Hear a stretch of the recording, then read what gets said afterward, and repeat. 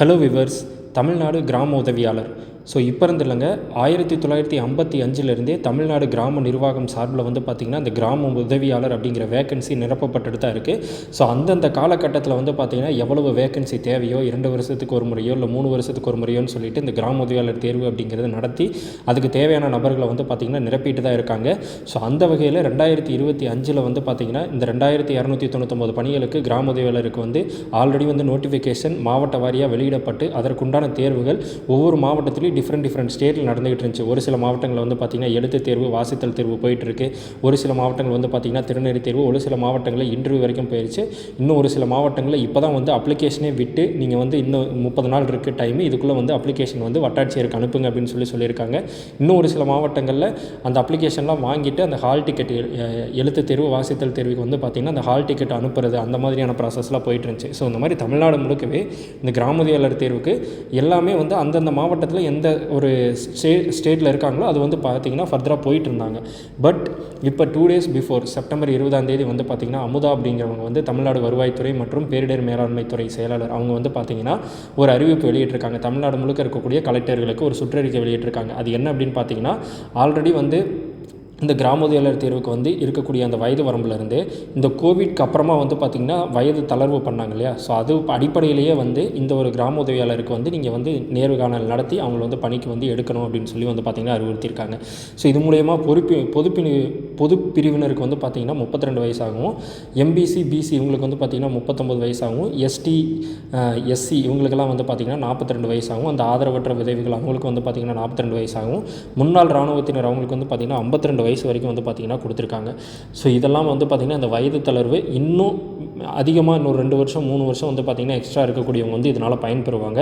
So minimum age அப்படிங்கிறது 21. So maximum பார்த்திங்கன்னா ஒரு பிரிவுக்கு 32, ஒரு பிரிவினருக்கு பார்த்திங்கன்னா 39, இன்னொரு பிரிவினருக்கு பார்த்திங்கன்னா 42, அப்புறம் 52 வயசு வரைக்கும் பார்த்திங்கன்னா அவங்கவுங்க அந்த இதுக்கு கேட்டகரிஸ் பிரகாரம் பார்த்திங்கன்னா கொடுத்துருக்காங்க. ஸோ இதனால் இப்போ ஆல்ரெடி நடத்திட்டு இருந்தவங்களது என்ன ஆகும் அப்படிங்கிற கொஸ்டின் இருக்கு இல்லையா. ஸோ ஆல்ரெடி நடத்திட்டு இருந்தவங்களுக்கும் சேர்த்து கண்டிப்பாக மறுபடியும் ஃபஸ்ட்டிலிருந்து நடக்கிறதுக்கான வாய்ப்புகள் தான் அதிகமாக இருக்குது. ஏன்னா ஒரே ஒரு வேக்கன்சி, ஒரு கிராமத்துக்கு ஒரு கிராம உதவியாளர் தான் இருப்பாங்க. ஸோ அந்த ஒரு கிராம உதவியாளருக்கு நம்ம இந்த ஆல்ரெடி நடத்தி முடிச்சாச்சு அப்படிங்கிறக்காக இந்த வயது வரம்பு தளர்வு கொடுத்துருக்காங்க இல்லையா, அவங்களை இன்க்ளூட் பண்ணாமல் விட மாட்டாங்க. ஸோ மறுபடியும் பார்த்திங்கன்னா நோட்டிஃபிகேஷன் வெளியிடப்பட்டு அந்த எக்ஸ்ட்ராவாக ஏஜ் எது இருக்கோ அந்த பிடிஎஃப்பில் பார்த்திங்கன்னா அப்டேட் பண்ணி மறுபடியும் விடுவாங்க. ஸோ மறுபடியும் விண்ணப்பிக்கணுமா அப்படின்னா ஆமாம், மறுபடியும் ஃபஸ்ட்டில் இருந்தால் விண்ணப்பிக்கிற மாதிரி வரும். அதுவும் பார்த்திங்கன்னா இந்த புதுசாக அப்ளை பண்ணுறவங்களுக்காகவும் பார்த்திங்கன்னா மறுபடியும் அந்த ஃபஸ்ட்டில் இருந்தால் பார்த்திங்கன்னா கொடுப்பாங்க. ஸோ அந்த ப்ரொசீஜர் அப்படிங்கிறது மறுபடியும் ஃபஸ்ட்டில் இருந்தால் ஸ்டார்ட் ஆகிறதுக்கான வாய்ப்புகள் ரொம்ப அதிகமாக இருக்குது. ஏன்னா இப்போ ஆல்ரெடி நடத்தி முடிச்சிட்டோன்னு சொல்லிட்டு புதுசாக நீங்களாம் அப்ளை பண்ணுங்கள், அந்த ஏஜ்லேருந்து அந்த ஏஜ் வரைக்கும் இருக்கிறவங்க மட்டும் அப்ளை பண்ணுங்கள் அப்படின்னு சொல்லி அந்த அப்ளிகேஷன் வாங்கி மறுபடியும் அவங்களுக்கு எழுத்து தேர்வு வாசித்தல் தேர்வு நடத்தி, இப்போ ஆல்ரெடி இங்கே எழுத்து தேர்வு வாசித்தல் தேர்வு நடத்தி முடிச்சிருந்தாங்க அப்படின்னா அப்போ 2 பேருக்கும் மொத்தமாக அந்த எக்ஸாம் முடிஞ்சதுக்கப்புறமா அடுத்த நேர்காணலுக்கு கூப்பிடலாம் அப்படிங்கிற மாதிரி எத்தனை டிஸ்ட்ரிக்டில் ஃபாலோ பண்ணுவாங்க அப்படிங்கிறது தெரியாது. ஸோ இதுதான் ரீசெண்டாக பார்த்திங்கன்னா இது இன்றைக்கி தான் பார்த்திங்கன்னா நம்ம நேற்று வீடியோ போட்டோம்.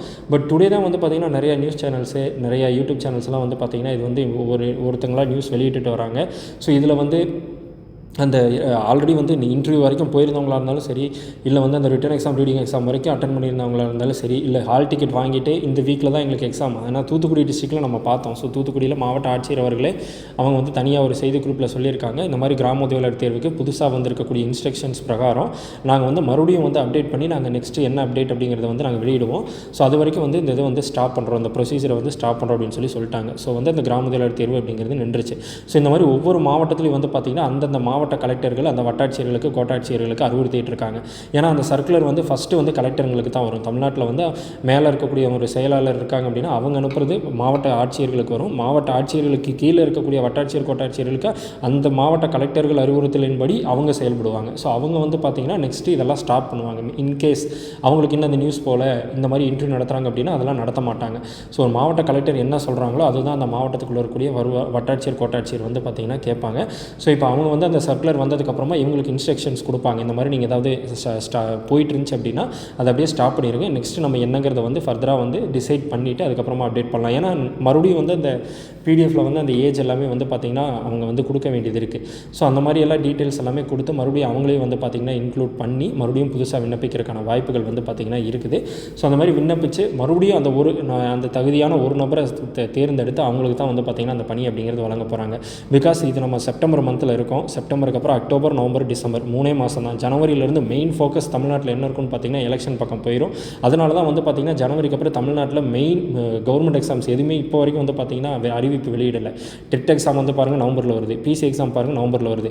இன்கேஸ் டிஎன்யூஎஸ்ஆர்பி நடத்தக்கூடிய எஸ்ஏ எக்ஸாம் வந்துச்சு அப்படின்னா அதுவும் டிசம்பரில் வருவதற்கான வாய்ப்பு தான் அதிகமாக இருக்குது. இன்கேஸ் ஜனவரிக்கு போகலாம், அப்படியே ஜனவரி போனாலும் அந்த ஃபர்ஸ்ட் வீக் செகண்ட் வீக் கூட வந்து பார்த்திங்கன்னா முடிச்சிருவாங்க. ஸோ அதுக்கப்புறமா எந்த ஒரு மெயினான எக்ஸாமும் வந்து பார்த்திங்கன்னா இன்னும் வந்து அந்த நெக்ஸ்ட் இயர் ஜனவரி, பிப்ரவரி, மார்ச் அப்படிங்கிறதுக்கு வந்து பார்த்திங்கன்னா போகலை. ஓகேங்களா? ஏன்னா மேக்ஸிமம் வந்து கவர்மெண்ட்டில் இருக்கக்கூடிய ஆஃபீஸர்ஸே இந்த எலெக்ஷன் கேம்பெயின், அதுக்கப்புறம் வந்து இந்த ஓட்டர் ஐடி செக் பண்ணுறது, அந்த மாதிரியான தேர்தல் பணிகள் அப்படிங்கிறது அவங்களுக்கு வந்து அதிகமாயிடும். ஓகேங்களா? ஸோ அந்த மாதிரி போயிடுவாங்க. ஸோ இதுதான் ப்ரொசீஜர். மேபி இன்னும் ஒரு 1 வீக்லேயோ இல்லை 10 டேஸ்லையோ ஒவ்வொரு மாவட்டம் வாரியாக வந்து பார்த்திங்கன்னா தனித்தனியாக ஒரு அறிவிப்புகள் அப்படிங்கிறது வெளியிடலாம். இல்லை இது வந்து பார்த்திங்கன்னா அப்படியே வந்து கொஞ்சம் நாளைக்கு வந்து போடுறாங்களா அப்படிங்கிறதெல்லாம் வந்து நம்மளுக்கு ஃபர்தராக ஒரு ஏதாவது ஒரு டிஸ்ட்ரிக்ட்டில் வந்து அப்டேட்டட் பிடிஎஃப் வந்து வெளியிட்டாங்கன்னா தான் வந்து பார்த்திங்கன்னா நம்மளுக்கு தெரியும். ஸோ இதனால் வந்து நான் முக்கியமான விஷயம் என்னென்னா, இதுக்கு இப்போ போன டைம் வந்து நான் அப்ளை பண்ணுறதுக்கு மிஸ் பண்ணிட்டேன், அந்த குறிப்பிட்ட அந்த 1 மந்த்துக்குள்ளே இதை பற்றி எனக்கு அவேர்னஸ் இல்லை, நான் மிஸ் பண்ணிட்டேன் அப்படிங்கிறவங்க கண்டிப்பாக நம்ம வீடியோ பார்த்துட்டு இருக்கவங்க நீங்கள் ஃப்ரெண்ட்ஸ், நீங்கள் யாராவது வந்து உங்கள் ஃப்ரெண்ட்ஸ் யாராவது இந்த குவாலிஃபிகேஷனில் இருக்காங்க, அவங்க அப்ளை பண்ணாமல் விட்டுட்டாங்க, மேபி இப்போ ட்ரை பண்ணலாம் அப்படிங்கிற மாதிரி இருந்தாங்கன்னா கண்டிப்பாக அவங்க எல்லாத்துக்குமே நீங்கள் இன்ஸ்ட்ரக்ஷன்ஸ் கொடுங்க.